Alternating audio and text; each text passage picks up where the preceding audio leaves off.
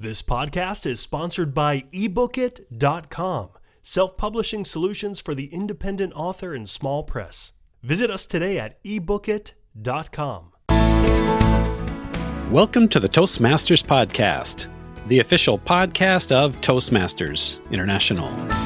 Hello, everybody. This is Greg Gazin. And I'm Ryan Levesque. Ryan, many love the idea of starting a podcast, but find the process intimidating. There is, of course, the Level 4 elective on starting a podcast within Pathways. Now, our guest today says starting a podcast doesn't have to be intimidating. Moreover, she says, a podcast can forge a powerful, intimate connection between the host and the listener. Ryan, who are we speaking with today? Our guest today is Tara McMullin. Tara is a writer, podcaster, and producer. She's the author of What Works, a comprehensive framework to change the way we approach goal setting. Tara hosts What Works, a podcast about navigating the 21st century economy with your humanity intact. She's also co-founder of YellowHouse.Media, a boutique podcast production company. Tara wrote an article in the August 2023 issue of the Toastmaster magazine called Put Your Podcast in Practice. Tara McMullin, welcome to the Toastmasters podcast. Welcome. Thank you so much for having me. I'm thrilled to be here. I'm always excited to have a fellow podcaster on board because Ryan and I can always learn some new tricks. For sure. Tara, in your article, you share that you started your own podcast about 10 years after you listened to your very first podcast episode. Do you remember that first podcast listening experience? Oh, I don't remember the exact episode, but I can tell you that it was definitely an episode of the companion podcast to Battlestar Galactica that was hosted by the showrunner, Ron D. Moore. It was still the time when you had to download a podcast episode from iTunes, and then from iTunes, you transferred it to your iPod. And so it was this whole process to listen to a podcast back then. But I loved Battlestar Galactica enough to go through that whole process to listen to Ron Moore talk about each episode. Obviously, it was a positive experience, and I'm curious to find out, fast forward a decade later, what was your aha moment for starting your podcast? Or did the idea of stepping into your own podcast sort of grow over time? I would say it definitely grew over time, but I was super intimidated by the idea of getting a podcast underway. I had done some experimentation with an audio project a couple years before my actual podcast started, and it did not go well. I realized I did not have the skills at that time to do what I envisioned doing. And that's always really frustrating for me. Like if I have an idea of, how something's going to turn out and I want it to be a certain way, but I haven't yet developed the skill for it and it just doesn't work out. It's very difficult for me to deal with. So when I was thinking more and more about starting a podcast, I happened to be in sort of a partnership with a company called Creative Live, who I was doing video classes for. It was very much like this full featured multimedia experience on the viewer end. And they had just an incredible wealth of resources and expertise. And as I thought more and more and more about starting a podcast, it dawned on me, wait, I wonder if they would also like to start a podcast. And so the podcast that I host today initially was a partnership between that company and me.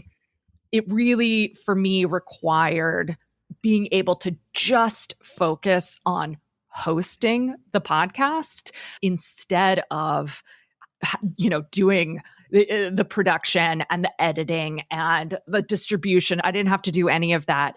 And that put me in a much better position to feel confident saying, yes, I'm going to do this. I could handle the role that I was in at that time. You use the word partnership. And again, that goes back to that opening statement that I gave in the open. And I'm really curious to find out a little bit more about your statement where you said a podcast can forge a powerful, intimate connection between host and listener. Can you tell us a little bit more about that philosophy? Yeah. So podcasting is this fascinating medium where our voices on typically, hopefully, good microphones, which make our voices sound even richer and more present than they might even in person, goes right into the ears of the people who listen. And there's actual research. I wish I could give you the study or the researcher who looked at this, but there is actual research that sort of headphone to brain connection that happens with a podcast does create a relationship between the listener and the podcaster much faster than visual mediums like video or photography or writing. It's not that those media aren't intimate. It just takes more time and you have to sort of immerse yourself in them a little bit longer. But with a podcast, it's immediate. That sense that someone is talking straight to you happens so fast and so deeply. I think people are probably getting to be more familiar with the term parasocial relationship, but that essentially means these relationships that we have with people who seem really familiar to us because their voice is piped directly into our ears, or because we watch them on YouTube or TikTok every day, or we see their posts about their families on Instagram. We develop this sense of relationship with them. And there's positives to that. There's a whole bunch of negatives to that. But I think on the podcasting side, it is almost entirely upside. And it's a really powerful way to tell your story, to share information or ideas, to talk with friends and have a more talk show vibe. It just is a great medium for that, and the sort of relationship that it can create between you and your ideas and the people that you actually want to hear those ideas. So with podcasting, the voices in your head is actually a good thing. Yes, that's what I like to think. Tara, you're giving me this flashback to a podcast I was listening to several years ago where the hosts were in tears on an episode sharing because the wife lost her baby before the baby was born. And they were sharing this news with the community. And I can remember riding the train with tears streaming down my cheeks because I felt so connected to these people and felt like I really did know them and was invested in their lives. Never really thought about, I guess, the intimacy of having that audio pumped right into my ears and right into my brain. But it does illuminate something else you say in your article. You say that listening to a podcast can turn a chore like folding laundry into a cherished activity. And that really resonates with me. When I bring the trash down our driveway once a week, we've got this 300-something foot long driveway. So it's a bit of a chore. Inevitably, I put in the earbuds and use that time to continue listening to an episode. Also, when I change the litter for our rabbits, we have 2 pet rabbits. I put in the earbuds and it like makes this thing that might be otherwise torturous something enjoyable. I hate doing chores. I'm a terrible chore person. But as you say, like pop those earbuds in, and now I don't really care what I'm doing because I'm being transported into a story or into an idea or into just a great conversation that I'm super interested in. My husband will joke all the time that if I'm not working, in front of the computer, I have my earbuds in. So folding laundry, doing dishes, making dinner, cleaning the cat litter for sure. I've got my earbuds in and I'm constantly listening. I just love to listen to podcasts. Like I really am as obsessed with podcasting as I seem. But for me too, it's also, I don't think I mentioned this in the article, but I'm autistic. And so for me, podcasting and also putting in the earbuds is a really great coping strategy for me. I get to sort of dial in all of the sensory stimulation that's around me, eliminate a lot of that through the headphones. And then I also get this sort of pseudo social experience that I don't owe anything to, right? Like my experience on a day-to-day basis is if someone's talking to me, I owe them something. I owe them eye contact. I owe them a smile. I owe them, all of these things that are often very difficult for me and require a lot of effort. And so I avoid those kinds of things. But with a podcast, I get that social experience without feeling like I'm responsible for this, that, or the other thing as part of a conversation. And it's not a substitute. And I still talk to people. I try to talk to my husband every day, but it's a perfect escape mechanism for me and coping mechanism, and also a way to get part of what other people get out in the rest of the world, but for just me in my own head, listening to the things that I really care about. I walk every day, and of course, I listen to podcasts, other podcasts, and also our podcast to see what we did well and where we can improve. So we were talking about listening. So let's shift a little bit to creating. And what's interesting is often when you talk to people about creating their own podcast, the biggest hurdle they seem to have is the technical aspect. It's too techy, it's too complicated. But in the article, you say that the hurdle is not in the technical, but rather in the creative. And I'm curious how you perceive that. Oh my goodness. This was such a lesson that we learned when we started our podcast production agency. When we started to work with other podcasters, what we noticed was that, one, they had absolutely no idea how podcasts get out into the world and like what makes a podcast actually function. Once we say, you know what, you don't even really need to worry about it because we're going to take care of that for you, they sort of take a deep breath and relax. But then we get into the work of actually making the podcast. And that's where we run into the big challenges, even with seasoned content creators. And so what I mean by those challenges is the sort of relentless practice pace of podcasting. Whether you're releasing an episode every week, every other week, even once a month, that constant need to be working on the next thing is present for everyone. So no matter what frequency you're releasing, it's just that sort of consistency that really, really trips people up. And yet, I think that consistency, the practice of podcasting, is also what makes it such a powerful creative tool. Because, Greg, as you said, you can listen and see what you did well one episode and put that immediately into place in the next episode, right? You learn every single time you move through the process. That's what, to me, makes it so powerful from a creative perspective. But for the kinds of people that we work with, who I don't think are unusual in any way, that level of consistency is a real challenge. They're used to the experience of urgency. They're used to kind of flying by the seat of their pants. And here they are working with us, a production company, and feeling like they literally don't know how to keep that cycle turning over and over again.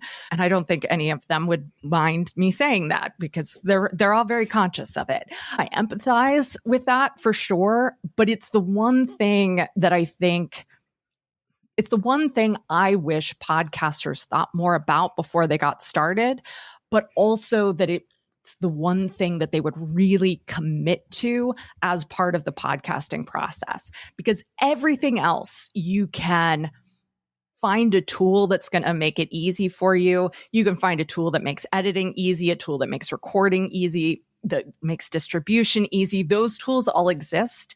It's not hard. But committing to the consistency of it is a real challenge for people. By and large, most of us don't have that kind of consistency of practice in their regular workday. No, that's interesting because I'm thinking Ryan and I cumulatively, we've been podcasting for over 3 decades. Like both of us started in the early 2000s. I think I started in 2006. Ryan, I think maybe a year later. And we are always trying to find ways to improve or tweak what we're doing. So you mentioned a couple of times, and it's also in the article, this concept of the practice of podcasting. So can you perhaps maybe just give us a sort of 30,000 foot view of what that looks like? Yeah. So when I use the word practice, I use it like, you'd have a meditation practice or a yoga practice or a reading practice, a writing practice, a knitting practice, right? We have these activities that we do because they give us a sense of grounding, a sense of presence, a sense of attention.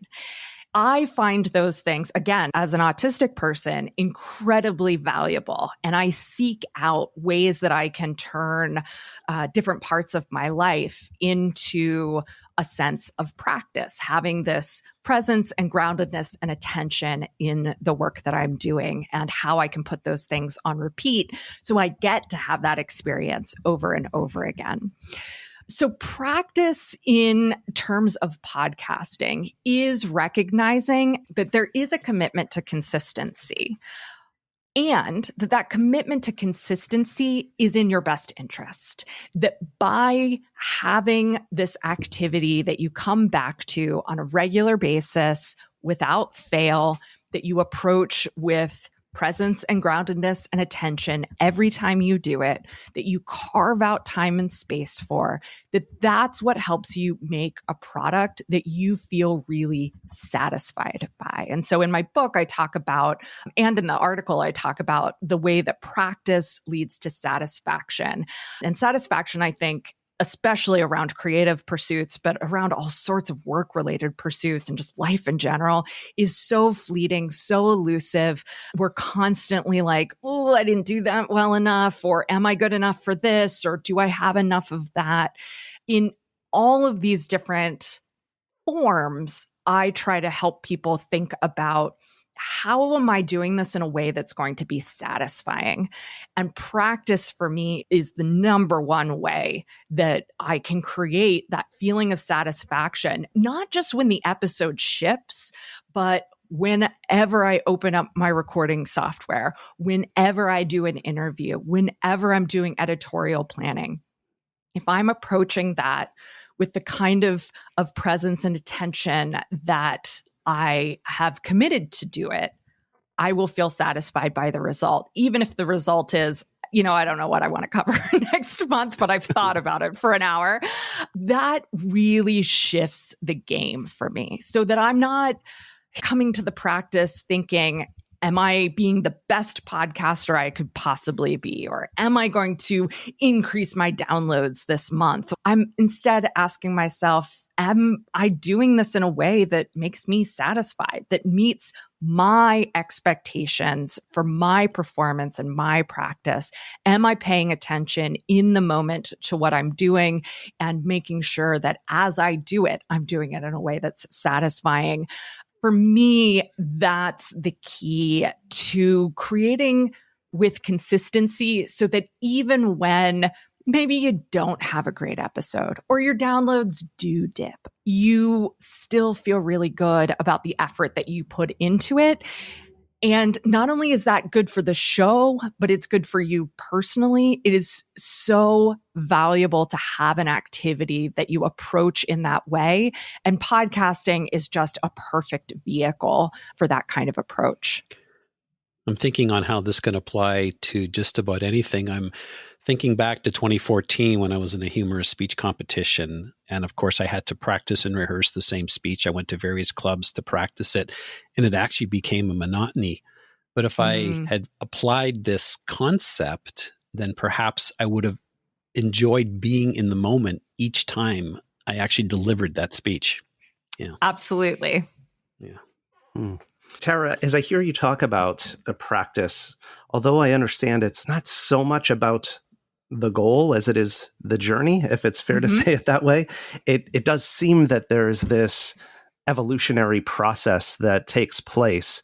Now, I was listening to recent episodes of your What Works podcast, and you're putting together a highly sophisticated, I'd call it journalistic production. You've got the writing, the scripting, the interview excerpts, the background music, sound effects. It reminds me a lot of what I hear on National Public Radio in the States. I'm guessing you didn't start there. So my question is, can you share about the evolution of your show, both in terms of your voice as the host, as well as the format?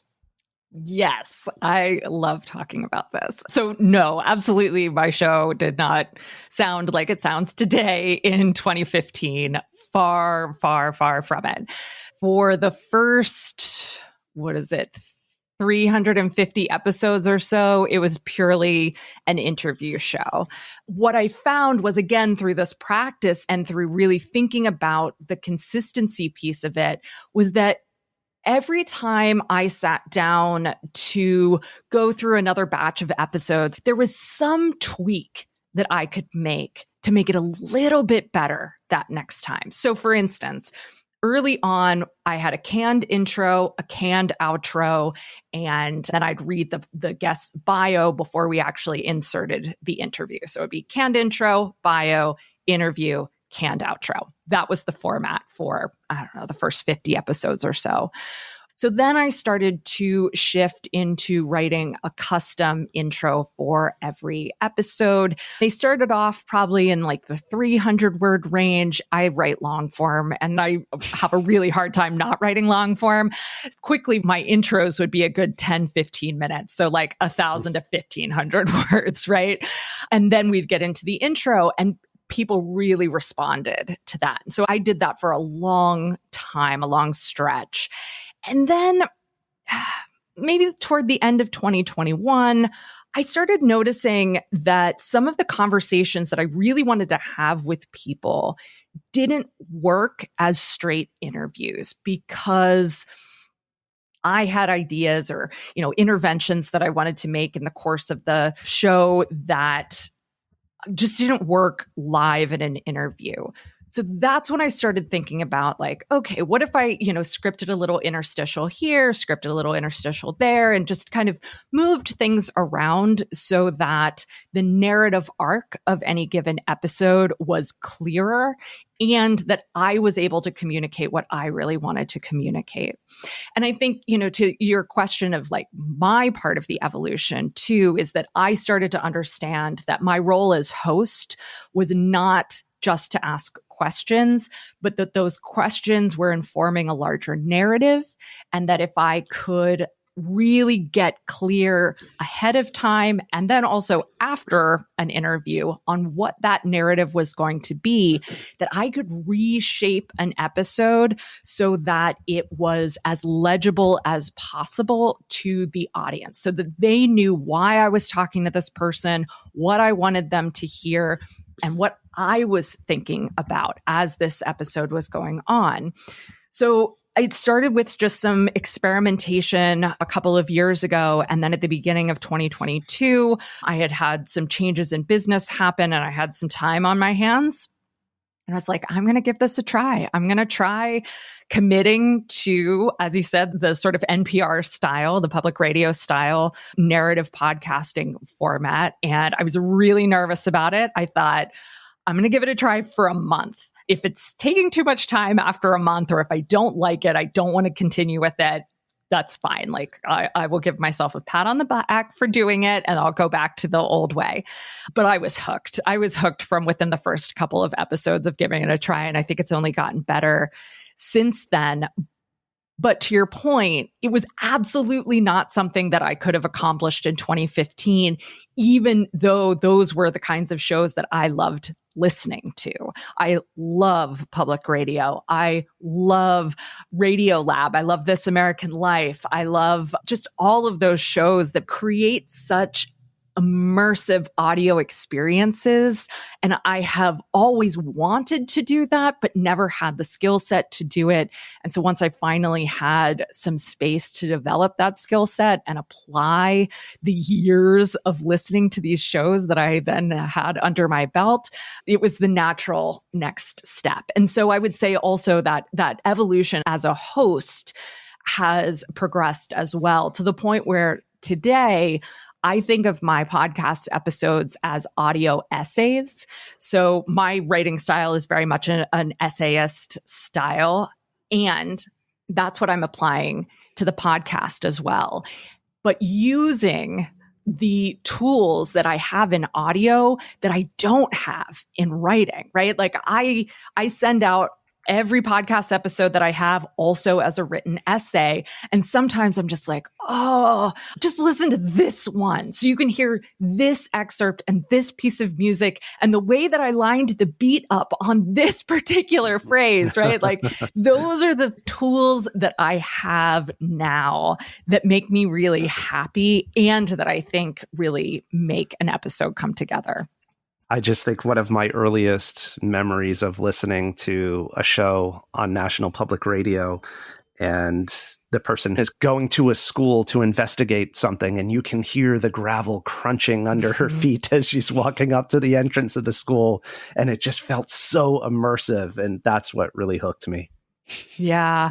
Yeah. Same. Like those kinds of sounds, the sort of imagining of the environment is so fascinating to me and addicting to like really thinking about it. I did an episode earlier this year with a woman, a tech founder who moved her family from a big house in Texas back to Canada where she's from and is now living on a working farm. I had so much fun putting that episode together, right? We recorded it remotely. I wasn't there, but my goal was to make it sound like I was that NPR reporter rolling into the gravel driveway, being met by the ducks and the geese and the sheep.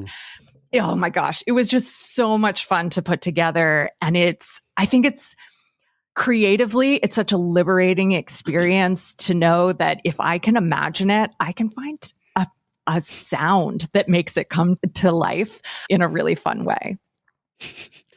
Now, we don't want to scare everybody off because I know. What you've just presented is the latest Mission Impossible Dead Reckoning Part 1 movie, when most people will probably start with a YouTube selfie. Stick figure drawing. It's funny because I was going to ask you, how long does it take to produce something like this? I mean, it's probably extraordinary. And how do you find the time and balance with all your other podcasts that you do? Well, I am lucky that my husband is really the one that runs the show at YellowHouse.Media. And so I basically get called on as more of like a consulting producer. Like I get asked about, should we cover this topic? How would you interview this person? What's something fun that we can do with the audio here? And all of those shows are interview shows or solo shows. They are not done in the same style as mine. So I have a lot of time. I consider myself a full-time writer and podcaster. And so this is my job. And yeah, a 45-minute episode is going to be about a 7,000 word script. So that takes a lot of time to write. Then there's the recording and the editing. Often I would say I'm putting 20 to 30 hours into an episode. And it is 100% not what I would recommend for anyone wanting to start a podcast. And even if you're a seasoned podcaster and you have other stuff going on, probably not what you want to be doing. Interview shows are wonderful. I listen to a lot of interview shows in addition to listening to more highly produced or highly edited shows. I think that in and of itself is a really valuable format. I think that learning how to interview, again, is a challenge that a lot of people don't anticipate, kind of circling back to sort of where we started. But it is a really valuable skill to have. And being able to craft an episode rather than just a series of questions is a skill that you're not going to have it at the very beginning, but it's absolutely one that you can develop, and probably in pretty short order, especially if you're a podcast listener too. So you can kind of hear and apply. Or, a solo show. This is the Toastmasters podcast. If you're working on a talk, if you are getting used to just the sound of your own voice, a solo podcast is great. And there are little things. If you want to play with sort of the style that I do without doing what I do, there are little things that you can play with that don't require 20 hours of your time. So I'm so fully supportive of minimalist, simple shows that invest more time and energy and thought into making a great episode because of the content and the story and the experience of the thing than I am about the bells and the whistles and the jump cuts and the edits and the, found audio and things like that. So you're going to take time to become the next Sofia Coppola. Yeah. But folks, if you want to get started, there is the level 4 podcasting elective in Pathways. So that's probably a good place to start. This has been quite enlightening hearing this journey. And folks, I really encourage each and every one of you to share this episode with your family and friends and fellow Toastmasters. You can find the Toastmasters podcast at toastmasterspodcast.com, toastmasters.org, Google, Apple, Spotify, and everywhere you find your podcasts. Ryan? Tara, 2 final questions before we let you go. I am sure people are listening to this, hearing your passion for how much you put into your podcast and how much you love the medium, that listeners are wanting to know how they can find and listen to the What Works podcast. So if you could answer that, as well as those that maybe want to try their hand at creating a podcast and would like to find out what it would take to get some help from YellowHouse.Media to do the heavy lifting on the tech side. So you can find the What Works podcast wherever you listen to podcasts or at whatworkspodcast.com. And as I mentioned, I also release every episode as a written essay too, and that's at whatworks.fyi. With Yellow House, you can go to YellowHouse.Media, and all of the information on our services is there. But if you go to the articles page, there is also a huge article that I wrote on getting started with podcasting that lays out some of the technical stuff for sure, but it also speaks to a lot of the editorial and creative process stuff that I talked about today that I believe is really important from not only a strategic perspective, but like developing your satisfying podcast practice perspective. So again, that's YellowHouse.Media. And folks, don't forget to check out Tara's article, Put Your Podcast into Practice, in the August 2023 issue of the Toastmaster magazine. Tara McMullin, it's been an absolute pleasure. Thank you so much. This was a great conversation.